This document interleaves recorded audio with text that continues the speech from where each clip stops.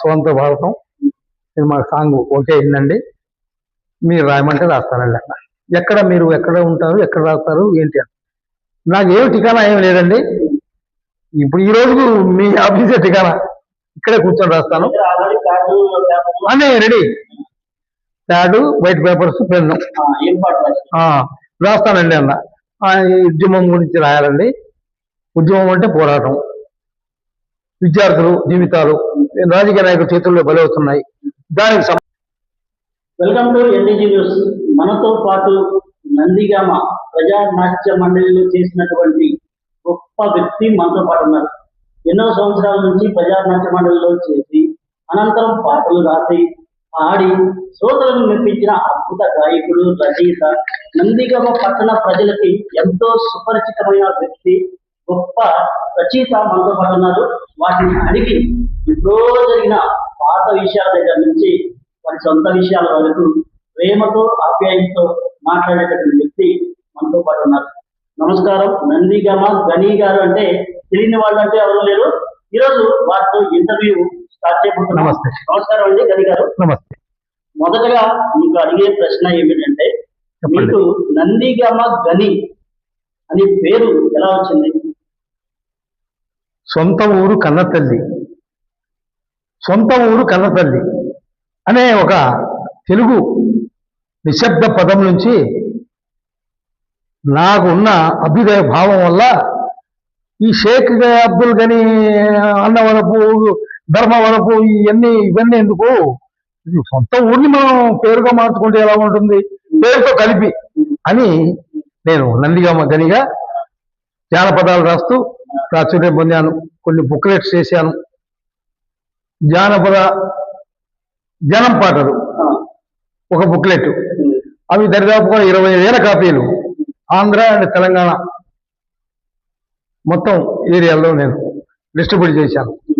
ఆ తర్వాత చిన్న కోరిక కలిగింది. ఈ స్కూల్స్ పిల్లలు అవి కాన్వెంట్లు అవి వస్తున్నాయి, ఈ ప్రైవేట్ స్కూల్స్ బోల్డ్ అయిపోయినాయి. మా చదువు అప్పుడు కాన్వెంట్స్ లేవు, ఈ పబ్లిక్ స్కూల్ తప్ప ఏమీ లేదు. ఒక board school, board means board school, ఊరి బోర్డు, ఒక బోర్డు స్కూల్, దాని పేరు బోర్డు స్కూల్ వచ్చింది.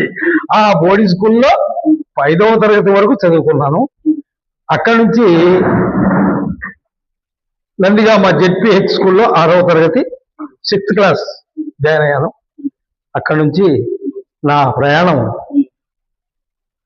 తెలుగు భాషని ఎక్కువగా ఆకలింపు చేసుకుంటూ నేను తెలుగు పదాలకు విలువిస్తూ దాంతోపాటు ఇంగ్లీషు కొంత జనం నుంచి నేర్చుకుంటూ అట్లా ఎదుగుతూ నందిగామ గనిగా ఆ పేరును ప్రాచుర్యం చేయాలనే ఆలోచనతో అట్లా ముందుకు పోయాను. తర్వాత పిల్లల మీద నాకు మంచి జాలి, పిల్లలంటే నాకు ప్రాణం. పిల్లలు నా దృష్టిలో దేవుళ్ళు, ఏ పాపం తెలియని వాళ్ళు. వాళ్ళ దీవెనే నా రచన, వాళ్ళ అడుగులే నా అక్షరాలు, వాళ్ళ అడుగులే నా తొలి అక్షరాలు అంటూ నేను నా రచనా ప్రయాణాన్ని సాగించాను. బాగుందండి.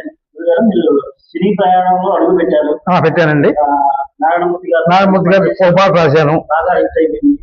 ఆ తర్వాత అవకాశాలు అండి.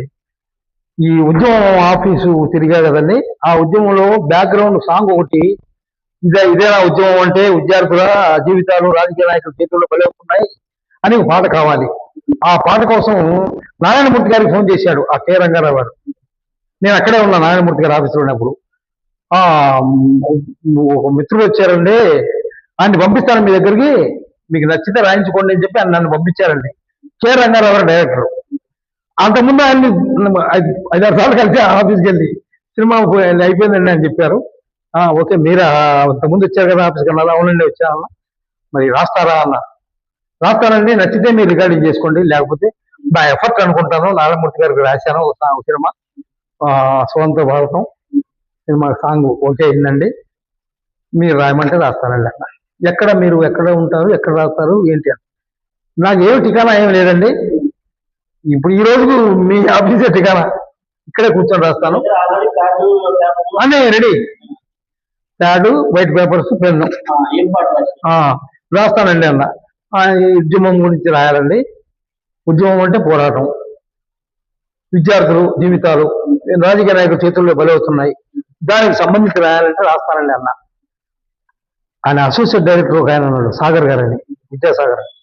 ఆయనకు నాకు అప్పచెప్పి కూర్చోబెట్టారండి. నాకు కావాల్సినటువంటి టిఫిన్ టీ ఇప్పించారు. నేను పాట మొదలు పెట్టానండి.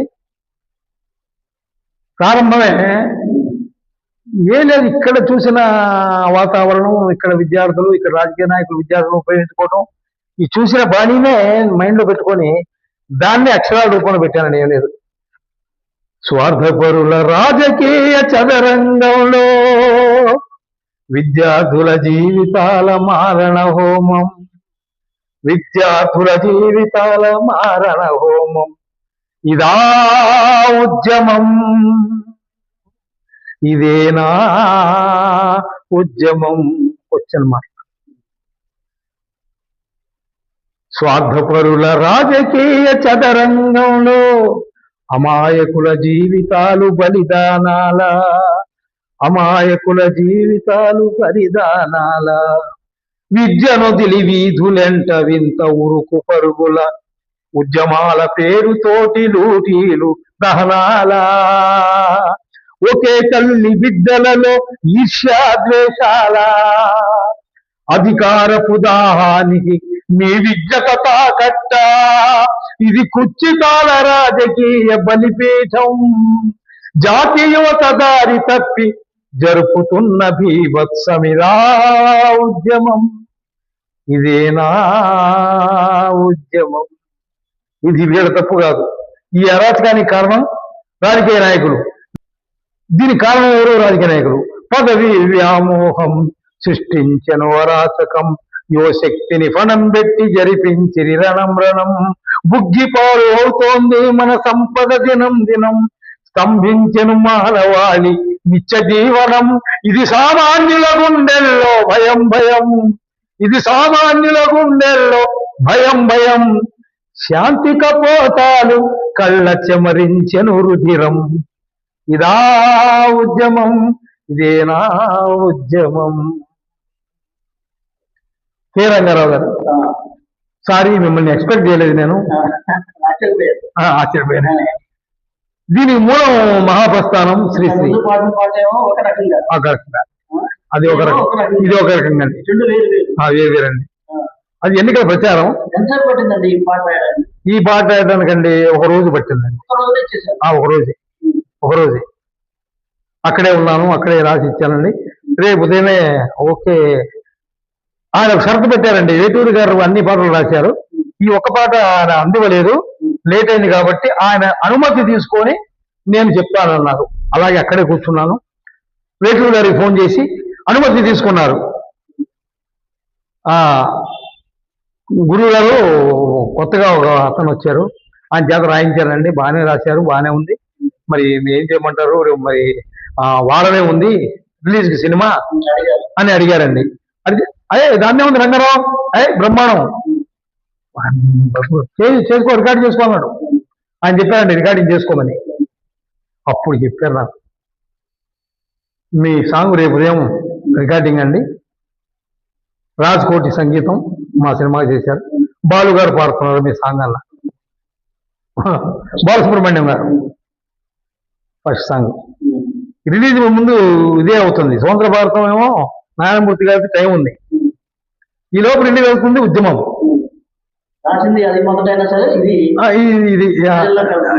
ఇది తొందరగా రిలీజ్ వారం లోపే రిలీజ్ అయిందండి.